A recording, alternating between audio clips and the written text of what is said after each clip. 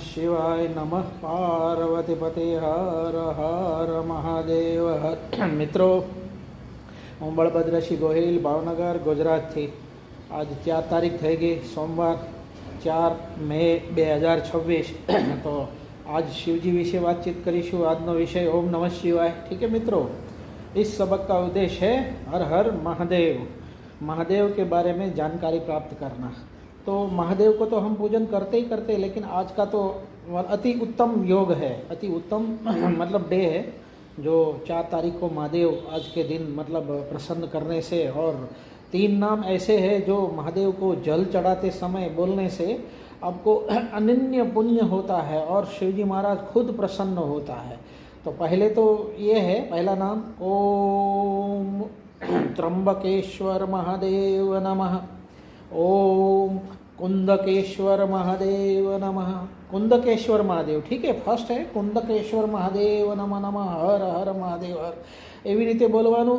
अने बीजू छे ओम श्रंभेश्वर महादेव, श्रंभकेश्वर महादेव। ठीक है ने, ओम श्रंभकेश्वर महादेव मतलब महादेवનું નામ છે એ બોલવાથી અતિ પુણ્ય થાય। પાણી નાખતી વખતે શિવજીને જ્યારે જલ અભિષેક આપણે કરીએ ત્યારે ઓમ શ્રંભકેશ્વર મહાદેવ હર હર મહાદેવ બોલવાનું। ठीक है ને।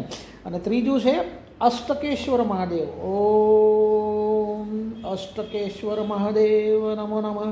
તો આ 3 નામ બોલવાથી અતિ પુણ્ય મળે છે એમ मतलब शास्त्रीजीओ અને જે શ્રોતાઓ છે એ કહે છે મીડિયા દ્વારા મેં જાણ્યું। તો આ 3 નામ વાસ્તવિક લેવાથી અને ભગવાનનું નામ છે અને પુણ્ય થાય છે અને શિવજી મહારાજ અતિ સુંદર થાય છે।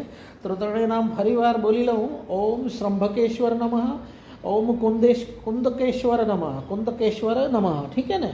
અને ત્રીજું છે અષ્ટકેશ્વર નમઃ, ઓમ અષ્ટકેશ્વર મહાદેવ નમઃ, શંભકેશ્વર મહાદેવ નમઃ, કુંદકેશ્વર મહાદેવ નમઃ। આ 3 નામ લેવાથી અતિ પુણ્ય મળે છે। ઠીક ને મિત્રો। તો આ છે શિવનો મહિમા। આજે જેટલો શિવજીનો મહિમા આપણે ગાઈએ એટલો ઓછો છે। અને અહીંયા જો અમારે ગોહિલવાડમાં આવો તો અહીંયા સુંદર મજાનું પ્રાકૃતિક વાતાવરણ બનેલું છે અમારે ઘોઘાના દરિયાકાંઠે, જ્યાં નિષ્કલંક મહાદેવ ખુદ બિરાજમાન છે। જો હજારો વર્ષ પહેલાં પાંડવોએ ત્યાં તપસ્યા કરીને શિવજીને પ્રસન્ન કર્યા હતા અને એના આશીર્વાદ પ્રાપ્ત કર્યા હતા। ठीक है ने। पांडवो જ્યારે કહેવાય છે એ સમયમાં પાંડવો જ્યારે આવ્યા હતા, 5 પાંડવ, ત્યારે એની ઉપર પાપનું જે દુષ્કર્મ યુદ્ધનું લાગ્યું હતું ત્યારે એણે પોતાને मतलब આત્માની અંદર એમ થયું કે આપણે આ ખોટું કર્યું, પશ્ચાતાપ થયો હતો। તો એ પશ્ચાતાપને દૂર કરવા માટે વિષ્ણુજી શ્રી કૃષ્ણ ભગવાને એને માર્ગદર્શન આપ્યું હતું કે આ ઝંડી લઈને તમે જ્યાં જાઓ ત્યાં બધે ફરો અને જ્યાં જાઓ ત્યાં મારો વાસ હશે ત્યાં ઓટોમેટિક આ ઝંડી સફેદ થઈ જશે, એવી કાળી